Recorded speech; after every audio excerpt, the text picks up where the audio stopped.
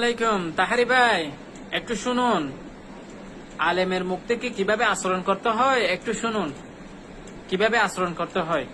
গিয়াসউদ্দিন তাহিরি ভাই এ যাবৎ অসংখ্য আলেমকে নিয়ে তিনি যেভাবে ভাষা ব্যবহার করছেন, আমার গিয়াসউদ্দিন তাহিরি ভাইকে আমি বলছি, ভাই ভাষাটা একটু ভালোভাবে ব্যবহার করেন। একজন আলেমের শানে যেভাবে ভাষাটা ব্যবহার করা দরকার ঠিক ওইভাবে ব্যবহার করেন। কয়েকদিন আগে আমি সোশ্যাল মিডিয়াতে শুনলাম আমার আমির হামজা ভাইকে উনি দালাল ব্যবহার করতেছে। আরেক দালাল হইলো আমির হামজা। আমার আমির হামজা ভাই নাকি উনি দালাল। আবার বলতে কয়েকদিন থেকে নাকি জেলখানায় বাহির হলো। এই দালালের নামটা কি? আমির হামজা ভাইকে দালাল হিসাবে ব্যবহার করছে ভাষা। আরে আমির হামজা ভাইকে দালাল বলছে। আর আমির হামজা ভাই জেলখানা থেকে বাহির হয়েছে কি কারণে বাহির হয়েছে জাতি তো জানে। উনি কি কারণে জেলখানায় গিয়েছে সেটা তো জাতি জানে, সারা বিশ্ব জানে।